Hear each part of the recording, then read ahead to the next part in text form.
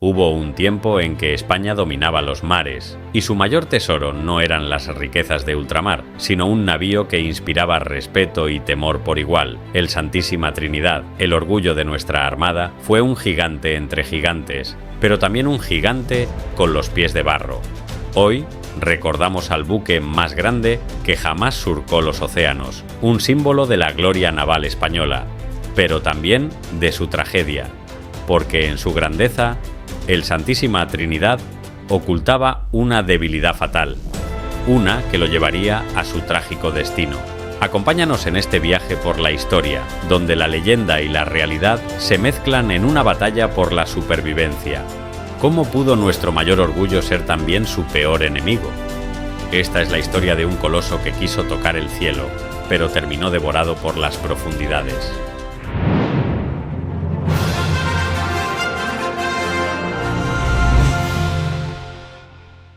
El periodo de actividad del Santísima Trinidad como buque de guerra se vio interrumpido temporalmente.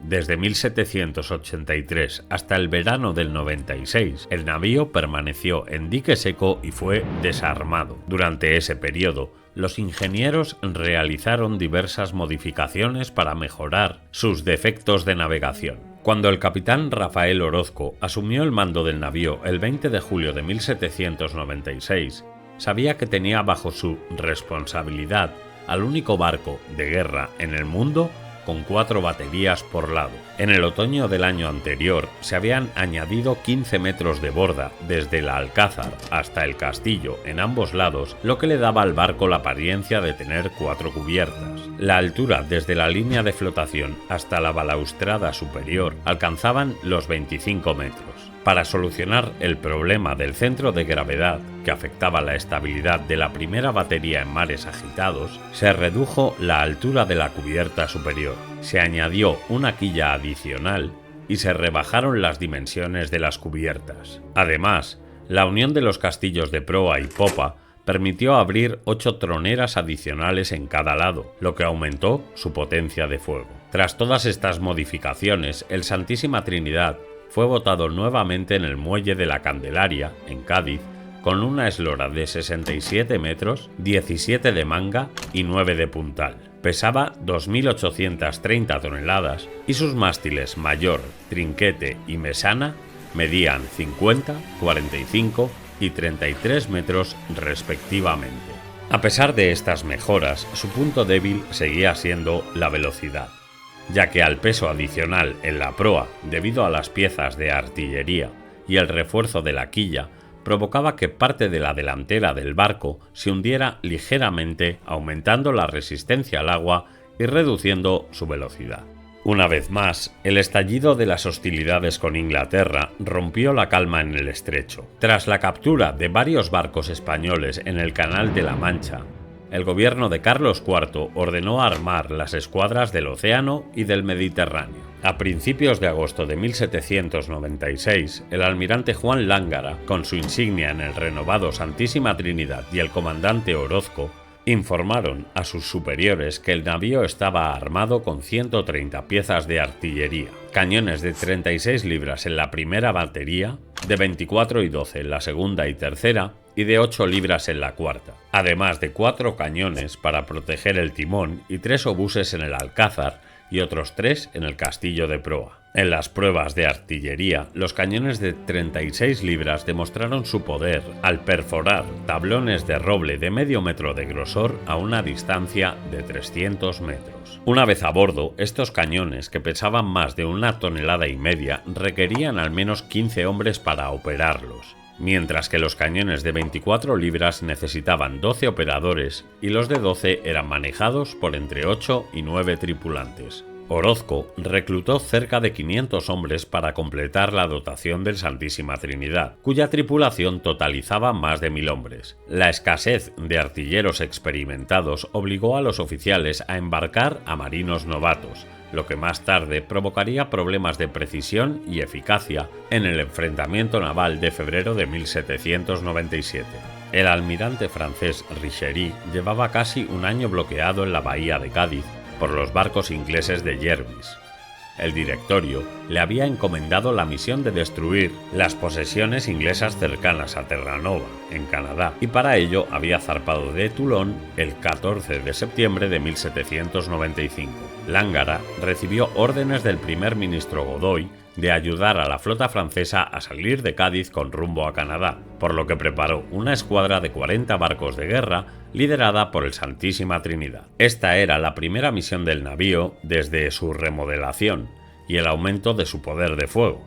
Aprovechando una tormenta de levante que dispersó a la flota bloqueadora, la escuadra combinada partió de Cádiz a principios de agosto de 1796 y navegó hacia el noroeste durante 10 días. Jervis decidió no perseguir a Richery. Una vez fuera del alcance de los cañones ingleses, este se dirigió al Atlántico Norte. Meses después, envió una carta de agradecimiento al gobierno español por el refuerzo de los barcos de Lángara, que llegó a la corte madrileña a través del puerto de Vigo en una fragata francesa a finales de ese año. Sin embargo, también criticó la lentitud del Santísima Trinidad, que había ralentizado el avance de la escuadra combinada debido a su baja velocidad. Por su parte, el Santísima Trinidad y el resto de la flota española se separaron de la escuadra francesa cerca del Cabo de San Vicente y regresaron a Cádiz.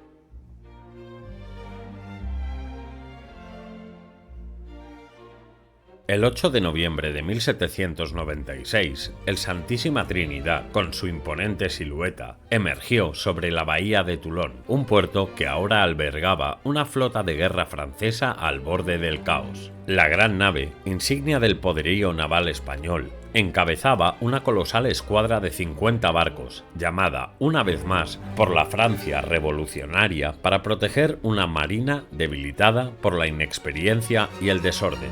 Villeneuve, el contraalmirante francés, necesitaba con desesperación la escolta española para poder llevar su flota a salvo hasta Brest, pero sabía que los ojos de Lángara, comandante del Santísima Trinidad, le juzgarían implacablemente. 10 años después, esa mirada recriminaría su papel en la trágica derrota de Trafalgar. El destino quiso que ese día se resolviera una antigua disputa que latía en las sombras de las grandes potencias oceánicas. Desde su botadura en 1769, el Santísima Trinidad había reclamado el título del mayor buque de guerra del mundo, tanto por sus dimensiones como por su armamento. Transformado a lo largo de los años, en 1795 sus colosales medidas impresionaban. Los franceses defendían que su clase Océan, con buques como l'Océan y l'Orient, podían disputarle ese trono. Al llegar a Toulon, ambos gigantes quedaron cara a cara, anclados uno junto al otro y sus siluetas negras y amarillas reflejándose en las aguas tranquilas. ¿Quién dominaba los mares? Esa pregunta sería respondida pronto. Cuando los capitanes inspeccionaron los planos del Océan, la diferencia era mínima. Apenas 2 metros separaban a ambos titanes, pero lo que de verdad separaba sus destinos era el fuego. El Santísima Trinidad, con sus 136 cañones, seguía siendo el más poderoso, pero pronto su debilidad se haría evidente en batalla, mientras el Océan, con 126 cañones, lo superaba en potencia de disparo. Unos meses después, esta fragilidad se mostraría sin piedad en uno de los episodios más dramáticos de su existencia. El 10 de diciembre de 1796, una imponente flota franco-española, compuesta por casi 70 navíos, zarpó desde Toulon. Los imponentes barcos españoles escoltaban a los de Villeneuve rumbo al estrecho de Gibraltar. El 14 de febrero, en las aguas frente al Cabo de San Vicente, el navío se encontró atrapado y rodeado por 4 barcos ingleses. Durante 2 horas infernales, el Santísima Trinidad fue bombardeado sin piedad. Su arboladura estaba destrozada, su casco perforado por más de 60 disparos y los cadáveres cubrían la cubierta. A pesar de sus 136 cañones, el gigantesco navío no podía responder, víctima de sus propios defectos de construcción y de la inexperiencia de su tripulación. Desde el Captain, Nelson disparaba sin tregua, mientras otros 4 navíos ingleses como llenas atacaban por cada costado, desgarrando al Santísima Trinidad en un asedio feroz. Las cuadernas del buque gemían bajo el peso del ataque y el almirante Córdoba, desesperado, pidió refuerzos. Sin embargo, Cuando todo parecía perdido, la esperanza surgió del horizonte. Los navíos españoles, comandados por el infante don Pelayo, se aproximaban. Con el Santísima Trinidad al borde de la ruina, Valdés, capitán del Pelayo, lanzó una salvadora andanada sobre el Blenheim. El Santísima Trinidad, que había ondeado la bandera blanca para rendirse, resurgía ahora como un fénix. Sin embargo, su victoria fue efímera. A su regreso a Cádiz estaba irreconocible, un espectro de lo que fue una vez. El gigante español, cuya leyenda había aterrorizado a los mares, comenzaba una lenta caída. Nelson, que lo había combatido ferozmente, lo describió como una bestia indomable, mientras que los ingleses, asombrados, reconocieron que solo el asedio incesante de varios barcos había sido capaz de doblegarlo. El destino del Santísima Trinidad, una vez glorioso y temido, se sellaba, pero su leyenda, construida a base de fuego y hierro, nunca se apagaría por completo. La flota de Córdoba quedó atrapada una vez más en Cádiz, donde el tiempo se desvaneció entre las olas durante 3 interminables años. El Santísima Trinidad, herido de muerte, mostraba aún las cicatrices abiertas de la batalla en San Vicente. A medida que el siglo XVIII se desvanecía, una nueva guerra surgió entre España e Inglaterra, solo para ser brevemente silenciada por la frágil paz de Amiens en 1803. Sin embargo, la negativa de Carlos IV a ceder ante las exigencias inglesas de renunciar a apoyar la causa de Napoleón despertó de nuevo la furia del Reino Unido. Al estallar la guerra formalmente en 1804, el Santísima Trinidad languidecía en el puerto de Cádiz. Desarmado, su gloria pasada era como un eco lejano. Aunque reparado, los largos años de inactividad lo habían transformado en un gigante dormido, una reliquia flotante de un pasado glorioso. El almirante Mazarredo, al inspeccionar el navío, envió un sombrío informe al ministro de Marina. Sugería que el Santísima Trinidad no debía volver a surcar los mares, sino ser relegado a una batería flotante. Sin embargo, informes más optimistas de Gravina y Cisneros, que afirmaban que las antiguas debilidades del barco habían desaparecido, persuadieron al ambicioso Godoy. El primer ministro decidió que el gran coloso debía regresar al servicio activo, pues la Marina española necesitaba cada barco posible para enfrentar a la invencible Royal Navy. Pero los hombres que navegarían en el Santísima Trinidad no eran héroes, sino sombras de una época maldita. En la España de principios del siglo XIX, el oficio de marinero era una condena. Los miserables pagos, las condiciones inhumanas y el riesgo constante de perder la vida en combate, o peor aún, sobrevivir para arrastrarse como un lisiado olvidado, hacían que pocos hombres se ofrecieran voluntarios. En las ciudades portuarias era común ver a los antiguos marineros arruinados y destrozados deambulando por las tabernas sucias ahogando sus penas en alcohol. Este era el escenario al que se enfrentó Ignacio Olaeta, segundo comandante del Santísima Trinidad, cuando recibió la orden imposible de reclutar más de 400 voluntarios para llenar las vacías cubiertas del legendario navío. En el verano de 1805, la tripulación del Santísima Trinidad era un esqueleto de lo que debía ser. Solo 300 marineros y 250 artilleros profesionales estaban disponibles, muchos de ellos envejecidos y oxidados tras 8 largos años en la reserva. Apenas 78 marineros y 56 artilleros quedaban de los que lucharon en San Vicente. La flota, hambrienta de hombres, necesitaba más. Y Olaeta, acompañado por un pelotón bajo el mando del teniente Claudio Roch, emprendió una sombría campaña de reclutamiento. Recorrió Cádiz, Conil, Barbate y Algeciras, buscando hombres dispuestos a unirse al buque insignia. En su desesperación, incluso recurrió a los prisioneros del penal del puerto de Santa María, ofreciéndoles una libertad envenenada a cambio de servir a bordo. Uno de los episodios más brutales tuvo lugar en el infame mesón Tres Carabelas, frente al muelle de la Cabezuela. Allí, 2 hermanos adolescentes, temerosos, se negaban a firmar su destino en el papel de reclutamiento. Un marinero del pelotón, con una fría sonrisa, tomó la mano temblorosa del mayor, forzando la pluma entre sus dedos y guiando su trazo sobre el documento, mientras el muchacho, aterrorizado, miraba el brillo amenazante del alfanje del cabo de recluta. Su hermano menor, sin necesidad de tanta presión, firmó rápidamente, consciente de su propia impotencia. Cuando la ETA finalmente regresó a Cádiz a mediados de septiembre, traía consigo 350 voluntarios, hombres arrancados de sus vidas, muchos de ellos convictos desesperados, cuyas manos estaban manchadas de sangre. Preferían el incierto destino de los mares antes que seguir pudriéndose en las húmedas y oscuras celdas de la prisión. Estos hombres, arrancados de la miseria, se convertirían en la tripulación del Santísima Trinidad. El navío llevaría a bordo 1048 almas cuando partiera de Cádiz el 20 de octubre de 1805, rumbo a la batalla que marcaría su destino final, navegando como parte de la flota franco-española bajo mando del almirante Villeneuve. El gigante había vuelto a la vida, pero la muerte ya le esperaba en las aguas del Atlántico. Durante la feroz batalla del Cabo San Vicente, los ingleses rozaron la victoria, pero el Santísima Trinidad, el ansiado premio, se les escapó de las manos.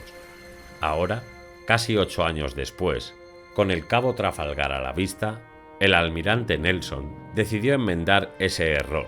Trazó un objetivo claro: capturar el icónico navío español.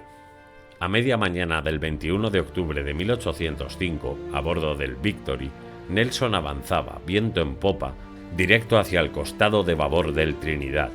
Era una jugada audaz, una apuesta peligrosa que le costaría caro. Francisco Uriarte, capitán de bandera del Trinidad, ordenó disparar cuando el sol alcanzaba su cenit. Las baterías del Santísima Trinidad vomitaron fuego y metal. El humo, denso, cegaba a los artilleros, pero una nueva andanada se lanzó, buscando desmantelar los mástiles del Victory y desviar su letal curso. El coloso inglés tambaleó, jirones ondeaban en sus velas rasgadas, pero Nelson no retrocedía. La siguiente descarga, tan esperada, cegó la vida de 7 marines en el castillo de proa y dejó malheridos a oficiales clave del navío, incluso destrozando al secretario personal del vicealmirante, John Scott. El Victory, seguido de cerca por los gemelos Neptune y Temeraire, viró a estribor, buscando una ruta entre la línea franco-española, pero el Bucentaure francés, de 80 cañones, capitaneado por Magendie, se interpuso en su camino, sellando momentáneamente el paso. Desde la toldilla del Trinidad, Cisneros escuchó el rugido ensordecedor de sus cañones. Los proyectiles volaron hacia el insolente Victory, penetrando su cubierta y sembrando muerte a su paso. Así es como acabaron Charles Adair y su ayudante, Thomas Whipple. El caos reinaba en las cubiertas del Trinidad cuando apareció, imponente, el Neptune, bajo el mando del capitán Fremantle. El navío inglés comenzaba a virar, preparándose para desatar su fuego mortal. Uriarte ordenó que se concentrara en los disparos sobre el recién llegado, repartiendo a los agotados artilleros entre ambas bandas. Mientras tanto, el Victory, herido pero no derrotado, se aproximaba por la aleta de estribor tras despedazar al Bucentaure con disparos a quemarropa. Los cañones del Trinidad rugieron una vez más, enviando una descarga que sacudió al Neptune, cuyos tripulantes gemían ante el impacto. Entre ellos, Richard Harrell, asistente del capitán Fremantle, perdió su pierna izquierda de un solo golpe, pero el Neptune respondió de inmediato, bombardeando la mura de babor del Trinidad con una cadencia mortal de 50 cañonazos cada 4 minutos. El Santísima Trinidad, a pesar de las dentelladas del enemigo, se mantenía firme. Disparó nuevamente, destrozando 3 piezas de la batería del Neptune. Mientras tanto, el Victory, ya medio desarbolado y con 50 hombres caídos, disparaba metódicamente contra el flanco de estribor del Trinidad. Cada cañonazo hacía vibrar el casco y el aparejo se sacudía violentamente.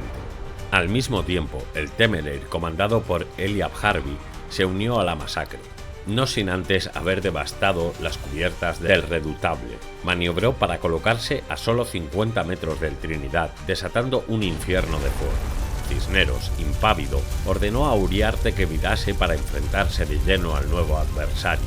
El Trinidad respondió con una andanada devastadora, arrasando la cubierta del Temeraire y dejando a los carpinteros luchando por reparar los destrozos. Entre los muertos estaba el teniente John Kingston, cuyo cuerpo quedó destrozado por el fuego español. Sin embargo, el Temeraire no se quedó atrás y devolvió el golpe con 2 mortíferas descargas que guillotinaron al teniente de navío Cisniega.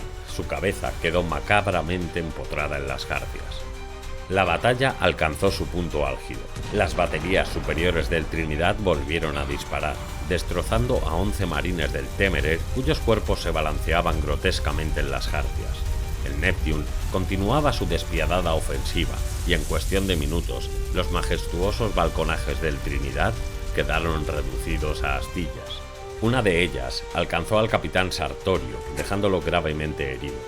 Uriarte, viendo su estado, apremió a los marineros a que los retiraran de la cubierta. Mientras tanto, Antonio Bobadilla, el guardia encargado de proteger el gallardete nacional, fue alcanzado en el torso y se desangró, muriendo a pocos metros del mástil donde ondeaba la bandera nacional. Los artilleros del Trinidad luchaban ahora contra reloj. Con la presión de disparar tanto por babor como por estribor, solo 40 de los 60 cañones disponibles por banda podrían ser activados, y con una cadencia de fuego desesperadamente lenta de 8 minutos. Olaeta comprendió la gravedad de la situación. Ordenó al teniente Oria que se concentrara en el lado de babor, donde el Neptune y el Temeraire seguían atacando con brutalidad. El Victory, aunque también enfrascado en combate con el Redoutable y el Bucentaure, continuaba castigando el costado de estribor del Trinidad, que cada vez se veía más vulnerable.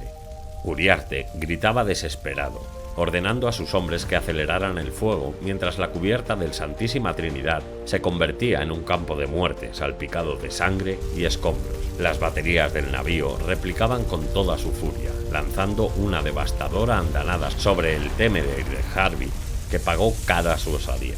12 de sus hombres cayeron en un instante, entre ellos el capitán de marines Simeón Buxigny, y el mastelero de sobremesa fue cercenado. En su informe tras la batalla, Harvey describió este ataque del Trinidad como el más mortífero que su navío había sufrido en toda la acción. La descarga habría sorprendido a su tripulación en pleno intento de recolocar varios cañones, aumentando la brutalidad del golpe. Pero aunque el Santísima Trinidad mostraba su fuerza, la situación era cada vez más sombría. Los cañonazos incesantes desde los puentes del Temeraire seguían lloviendo sobre el navío español, mientras no se avistaba ayuda alguna en el horizonte. La siguiente andanada del Neptune se estrelló contra el Trinidad, destruyendo parte de la toldilla y arrebatando la vida del teniente de fragata Martín Oria. Uriarte, alcanzado por el latigazo de un obenque en la pelvis, se tambaleó, pero con una férrea determinación se levantó. Su voz estaba rota de dolor, pero seguía impartiendo órdenes en medio del caos. El Bucentaure, el antiguo insignia, yacía ahora desmantelado e inmóvil, dejando al Trinidad como el nuevo estandarte de la flota combinada. Cisneros, consciente de la desesperada situación, levantó la señal pidiendo auxilio a los navíos más cercanos. Pero el humo espeso del cañoneo, un manto asfixiante creado por el Neptune y el Temeraire, impedía a Uriarte ver el estado del resto de la flota. Durante 1 hora y media, el Santísima Trinidad había soportado un infierno, rodeado por 3 colosos enemigos. El barco necesitaba desesperadamente un respiro, un milagro, pero en su lugar llegó otra mortífera ráfaga. La tercera batería del Temeraire había descargado una tormenta de proyectiles que arrasó el castillo de proa del Trinidad, dejando al teniente de navío Joaquín Salas agonizando, asido a la base del palo de mesana con una herida fatal en el abdomen. Cuando el humo comenzaba a disiparse, una nueva silueta emergió por Barlovento. Uriarte, con el corazón acelerado, vio como un navío se aproximaba, pero no era la salvación esperada. Era el Leviatán, de 74 cañones y comandado por el capitán Bainton, que traía consigo una renovada ofensiva. A las 2:30, el Santísima Trinidad estaba rodeado, cercado por 4 buques enemigos. Pero incluso en este estado agónico, el colosal navío español respondió. Sus cañones vomitaron fuego una vez más, lanzando una descarga que mató a 3 artilleros de la primera batería del Leviatán y dejó malherido al guardiamarina Jeremiah Watson, quien moriría poco después. Estas bajas constituirían la mayoría de las pérdidas sufridas por el Leviatán en toda la batalla. El Santísima Trinidad seguía luchando, pero la derrota se cernía inexorablemente sobre él, atrapado en un círculo de muerte del que parecía imposible escapar. Cisneros intentó una maniobra de alejamiento para aliviar la situación del buque, pero el navío apenas se movía con un soplo sobre las gavias. La fragata inglesa Naiad señaló al resto de la flota la posición del gigante español y que estaba a punto de sucumbir. Varios buques ingleses empeñados a 1 milla al sur desplegaron el lienzo y arrumbaron nor-noroeste. El Leviatán descerrajó otra andanada y los capitanes Olaeta y Sartorio resultaron mal parados. El primero sufrió la amputación de la mano derecha y el segundo un fuerte golpe con herida abierta en el muslo izquierdo. El Victory había quedado abarloado con el Redoutable y acabó derivando fuera del radio de acción del navío de Cisneros, pero su lugar fue ocupado raudamente por el Conqueror, del capitán Pellew, que vislumbró las banderas de la fragata señalizadora y nada más incorporarse a la cacería, descargó toda su batería de babor sobre el indefenso costado derecho del Trinidad. El mastelero de Velacho salió volando, quedó colgado sobre la proa y arrastró 8 hombres al agua, entre los cuales se encontraba el teniente Juan Matute. Uriarte vio cómo la sobremesana caía encima de uno de los botes arriados y con él la bandera española que indicaba el pabellón del buque. A modo de bienvenida y como último estertor, el Trinidad liberó una nueva y épica andanada sobre el navío de Pellew, eliminando a 2 marines y dejando gravemente herido a un teniente de la Marina Imperial rusa, Philip Mendel. El capitán Harvey del Temeraire no podía dejar de sentir cierta mezcla de admiración y desprecio por el forzudo buque español. Este sentimiento encontrado tenía su origen en la epopeya que había experimentado el Trinidad en San Vicente y que había maravillado al capitán inglés. Poco después de Trafalgar, Harvey sería recibido como un héroe en Inglaterra al ser considerado uno de los artífices del éxito contra la combinada, y tuvo palabras de elogio hacia los navíos enemigos, sobre todo para el Trinidad, al que calificó de mártir invencible, y a sus servidores como ejemplo para cualquier marino. Dijo, además, que dudaba que entre los navíos ingleses hubiese alguno capaz de alcanzar el nivel de sacrificio que exhibió el emblema español. A escasos 500 metros, el Bucentaur llevaba ya varios minutos silenciado. Cisneros tomó el catalejo y observó que la batalla también estaba en su apogeo, a 2 millas más al sur, donde el príncipe de Asturias de Gravina se hallaba asimismo rodeado de humo y fuego. En las proximidades del Príncipe, 4 navíos, uno de ellos de primera clase, se ensañaban con el San Juan Nepomuceno del brigadier Churruca. A las 3:30 de la tarde, el Trinidad se defendía bravamente contra 5 enemigos a la vez, a pesar de que su capacidad de fuego estaba reducida a la mitad. Pero ninguno de ellos se arrimaba al coloso hispano. Pese a estar gravemente desbaratado, el navío todavía imponía respeto a sus enemigos. A pesar del gran tamaño del Neptune y el Temeraire, ni Fremantle ni Harvey intentaron en momento alguno el abordaje, y tuvieron mucho cuidado de situarse a tocapenoles de un castillo de pólvora como ese, pues suponía que una chispa viajera provocase una explosión apocalíptica que devastaría cualquier cosa que se encontrase a 100 metros a la redonda. Se contentaban, pues, con reducir lentamente la solidez del hercúleo buque mediante un tratamiento similar al administrado en San Vicente, con la aplicación gradual y sistemática de un constante cañoneo. Un ametrallamiento conjunto del Neptune y el Temeraire sobre ambas amuras del buque español y del África del capitán Digby por la aleta de estribor aniquiló la marinería de la cubierta y cercenó las vergas de 2 de los palos anteriores del navío, que en innumerables fragmentos se desplomaron sobre el ensangrentado maderame. Cisneros fue arrojado violentamente sobre el alcázar tras la sacudida y acabó encaramado al cuerpo desmembrado e inerte del teniente de artillería Juan Medina. Los despojos de Medina fueron arrojados al agua sin contemplaciones. 5 artilleros portaron al almirante al Sollado para ser atendido de un fuerte impacto en el pecho. Tenía la cara lívida y los ojos semicerrados. Al llegar a la enfermería, recuperó la conciencia y, recordando la escena de horror que se veía en cubierta y considerando la posibilidad de que sus ayudantes entregasen el navío, envió mensaje imperativo a Uriarte de no ceder el navío bajo ninguna circunstancia. El África había avanzado furtivamente hacia el Santísima Trinidad, disparando a distancia varias salvas contra los navíos franceses que escapaban hacia el sur-suroeste. Ni Uriarte ni el capitán Riquelme vieron con claridad su llegada, ya que el buque inglés emergió de la espesa polvareda que envolvía al Victory y al Redoutable, los cuales se encontraban enfrascados en un brutal combate a bocajarro, enganchados por los garfios de abordaje lanzados desde el barco francés. Desde la cubierta del Santísima Trinidad, que llevaba sumida en un silencio inquietante durante más de 15 minutos, el capitán Uriarte miraba a su alrededor, pero no veía señales de ningún barco amigo que pudiera remolcar o asistir al gigante herido.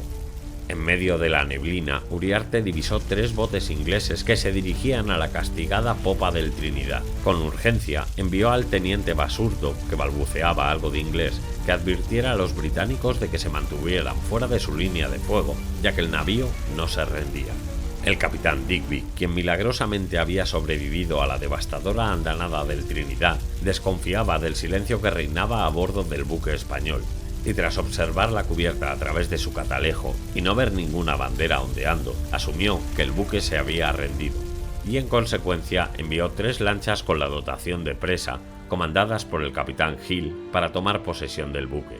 Fue la primera vez desde el mediodía que el Santísima Trinidad disfrutó de unos breves momentos de calma, una tregua que apenas duró 3 minutos. Apenas se alejaron los botes del África, el capitán Pellew, furioso ante la obstinada resistencia del Trinidad, ordenó una nueva descarga desde el Conqueror. El estruendo fue ensordecedor y el impacto devastador. En la cubierta, la escena era desoladora. El último ametrallamiento había sido brutal. De las piezas de babor, solo 4 seguían intactas, y el trinquete, el único mástil que aún permanecía en pie, fue arrancado de cuajo y se desplomó al océano. Uriarte, golpeado en la nuca por una traviesa, cayó de espaldas en un charco de sangre. Tras una rápida evaluación, el facultativo de cubierta lo evacuó a la enfermería, aún con vida, aunque gravemente herido. La moral de la tripulación se desplomó. Con el almirante Cisneros lesionado y el capitán Uriarte aparentemente muerto, el mando recayó en el segundo comandante, el capitán Riquelme, quien convocó una conferencia de oficiales a las 4 de la tarde. Cuando la reunión concluyó, Basurto descendió a la enfermería para informar a Cisneros sobre la situación crítica del navío, la posición del enemigo y la sombría perspectiva de la flota combinada. La humareda y el caos impedían ver con claridad, pero Basurto le informó que el Bucentaur y el Reductable habían sido capturados, mientras que el Eros flotaba a la deriva, completamente destrozado. El Santa Ana, de Álava, desfigurado, se hallaba envuelto en humo y rodeado por barcos enemigos. Cisneros, en un gesto de resignación, otorgó su permiso para rendir el buque y salvar a los heridos que abarrotaban sus estancias. Basurto, llevando la Union Jack, subió a la cubierta y con el corazón encogido, ondeó la bandera en dirección al Neptune, pero para su consternación, mientras tomaban la decisión de rendirse, otro coloso inglés apareció en escena. El Prince, bajo el mando del capitán Grindal, que a pesar de su inquietante presencia, solo mostraba abiertas las troneras de su tercera batería, observando en un silencio cargado de tensión. Bajo la oscura sombra de la noche, la dotación de presa del Neptune, encabezada por Harvey y los tenientes de marines Walsh y Hancock, descendió a la enfermería del Trinidad para recibir la espada de Cisneros como símbolo de rendición. Cisneros, aún conmocionado, la entregó en silencio. A pocos metros, Uriarte, exánime, fue revisado por el médico, quien encontró una contusión en la base de su cráneo. Cuando Uriarte recuperó la conciencia, no pudo contener las lágrimas al ver el estado del buque y la magnitud de la masacre. Los cuerpos de marineros yacían despedazados por doquier, emitiendo gemidos desgarradores. Los pocos que aún quedaban en pie gimoteaban, mientras las cuadernas del buque estaban anegadas de sangre y escombros. Acompañados por el capitán Riquelme y los oficiales supervivientes, Cisneros y Uriarte abandonaron la enfermería, escoltados por los marines británicos, y fueron llevados a los botes que los trasladarían al Neptune. El Trinidad hacía agua a razón de medio metro por hora. Mientras subían a la cubierta, un espectáculo macabro les aguardaba. Los heridos se amontonaban en la puerta de la enfermería, más allá de su capacidad. Las baterías estaban llenas de cuerpos inertes y cañones volcados. El buque, que una vez había sido un coloso de los mares, era ahora un amasijo de ruinas. Desde la lancha, Cisneros miró por última vez el costado del Santísima Trinidad. Estaba destrozado, perforado por innumerables cañonazos. El agua se precipitaba dentro del buque a través de los agujeros y las troneras abiertas. En la batalla del Cabo San Vicente, el Trinidad había sido brutalmente castigado por hasta 5 navíos ingleses. Aunque en esa ocasión el coloso no pudo aprovechar todo su potencial, en Trafalgar, Cisneros había aprendido de los errores de su predecesor, Córdoba.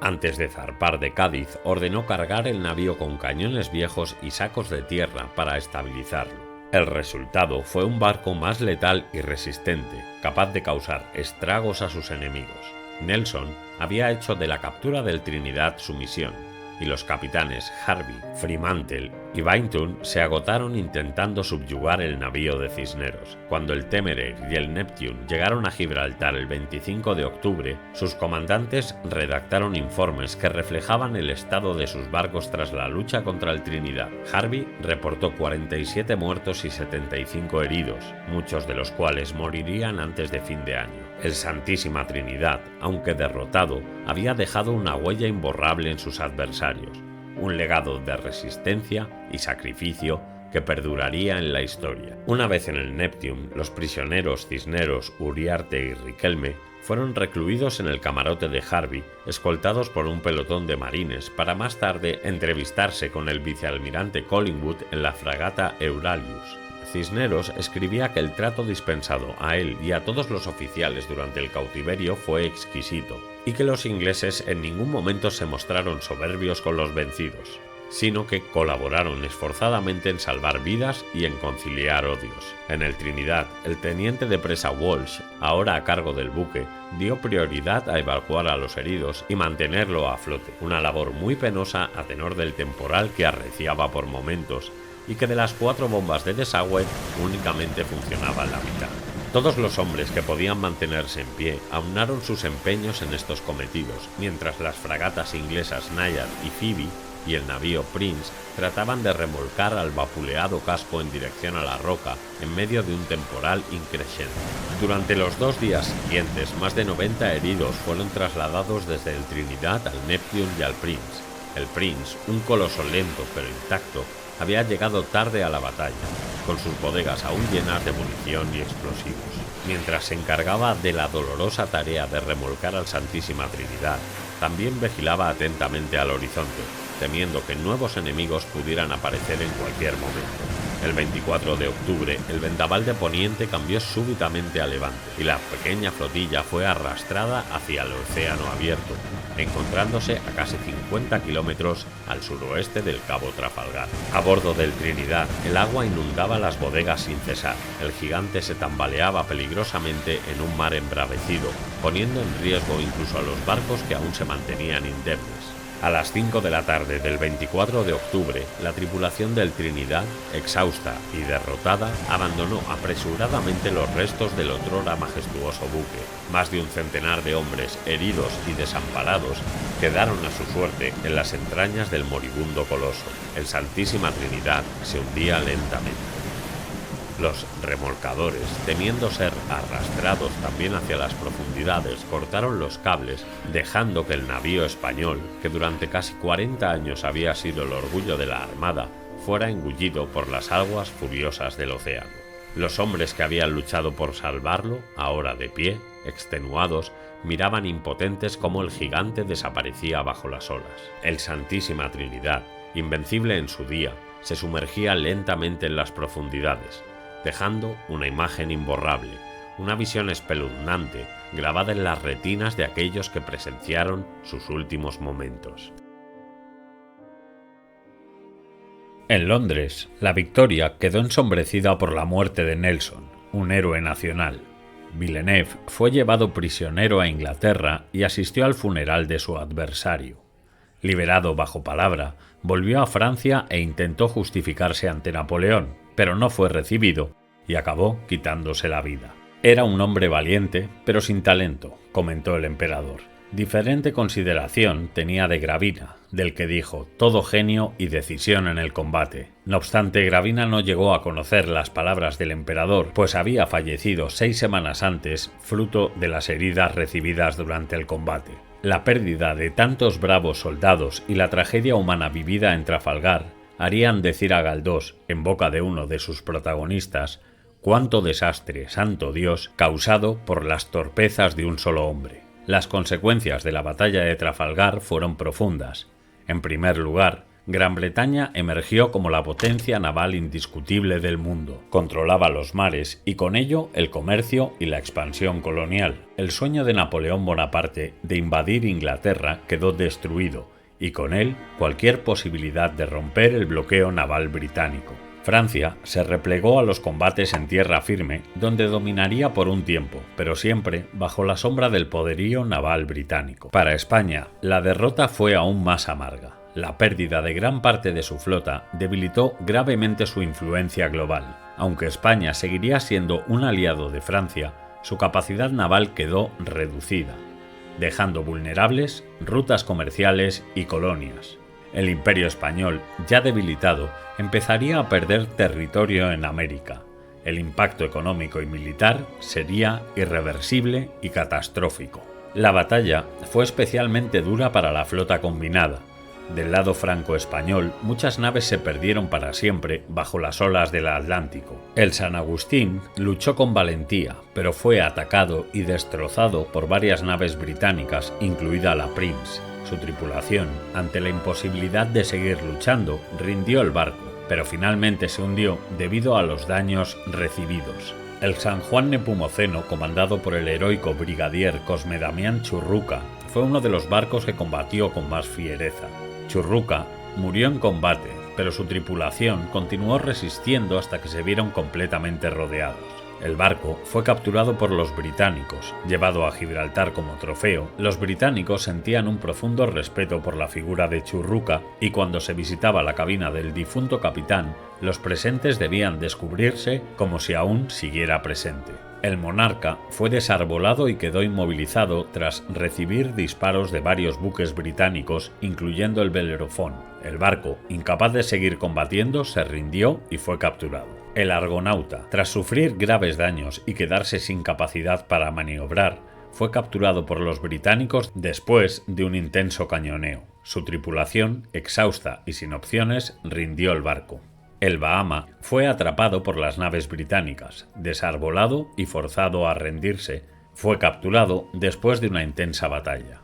El Neptuno, comandado por el almirante don Cayetano Valdés, combatió valientemente hasta que fue desarbolado por los ataques británicos. Incapaz de seguir en la lucha, el barco fue capturado. El Santa Ana, al mando de Ignacio María de Álava, era uno de los barcos más poderosos de la flota española. Aunque resistió con fuerza, fue rodeado por varias naves británicas, incluyendo el Royal Sovereign de Collingwood, y finalmente capturado. Tras la batalla, fue remolcado a Gibraltar.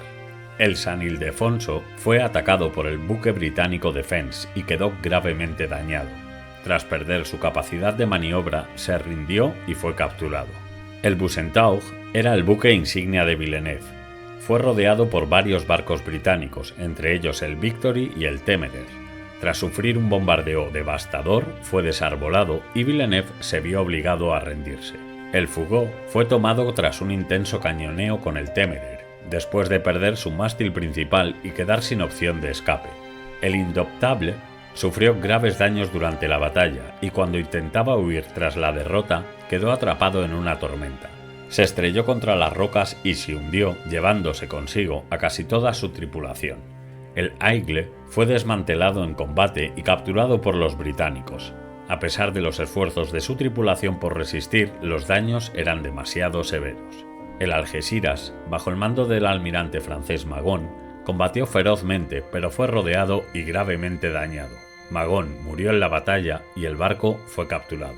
El Aquil fue destruido por el fuego de cañones británicos. A causa de un impacto en sus pañoles de pólvora, el barco explotó y se hundió, llevándose a casi toda la tripulación consigo. El Berwick fue atacado por varios barcos británicos, incluido el Swiftsure, y quedó gravemente dañado, rindiéndose y siendo capturado por la Royal Navy. El Intrepid intentó escapar después de la batalla, pero fue alcanzado por fuego enemigo y hundido mientras intentaba regresar a puerto. El Swiftsure había sido británico y capturado por los franceses en 1801, siendo nuevamente capturado por los británicos en Trafalgar. El Redoutable luchó heroicamente y fue el buque desde el cual un francotirador francés disparó y mató a Nelson. Sin embargo, el barco fue gravemente dañado y tras sufrir numerosas bajas se hundió. A pesar de la feroz batalla, los británicos no perdieron ningún barco. Sin embargo, sufrieron daños significativos en varios de sus navíos, incluyendo el Victory, que fue el buque insignia de Nelson. A pesar de estos daños, la Royal Navy logró mantener el control del campo de batalla, consolidando su victoria sin perder un solo buque. El Santísima Trinidad no solo fue un gigante de los mares, fue un testimonio de la grandeza y las tragedias que nuestra historia ha dejado tras de sí. Hoy, más de 2 siglos después, su leyenda sigue viva, recordándonos que, incluso en los momentos más oscuros, siempre hay algo que aprender. Y si quieres seguir explorando las historias navales de nuestro pasado, no te pierdas el siguiente vídeo que hemos preparado en Momentos Históricos especialmente para ti. Haz clic aquí y continúa este fascinante viaje por los momentos más épicos de nuestra historia.